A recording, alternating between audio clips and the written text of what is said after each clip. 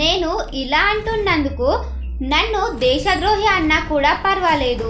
ఎందుకంటే independence day రోజు 5 కిలోమీటర్లు జెండాను పట్టుకొని ర్యాలీ చేశాం. మరి అవే రోడ్లపై ఎన్ని గుంతలున్నాయో పట్టించుకోము.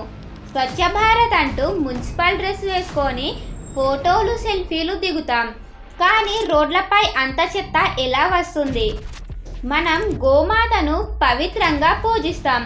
మరి బీఫ్ ప్రొడ్యూసర్లో మన దేశం 2వ స్థానంలో ఎలా చేరింది? నిజం చెప్పాలంటే మనం నిజమైన దేశభక్తిని ఎప్పుడో వదిలేశాం. అంధభక్తిలోనే బ్రతుకుతున్నాం. స్వాతంత్రం రాకముందు బ్రిటిష్ వాళ్ళకి బానిసలుగా ఉంటే ఇప్పుడు స్వాతంత్రం వచ్చి కూడా రాజకీయ నాయకులకి బానిసలుగా బ్రతుకుతున్నాం. దేశానికి స్వాతంత్రం వచ్చి 80 ఏళ్ళు పూర్తి అయిన అంధభక్తిలోనే బ్రతుకుతున్నాం. రండి, ఇప్పటి నుంచి అయినా మనస్ఫూర్తిగా దేశభక్తిని పాటిద్దాం.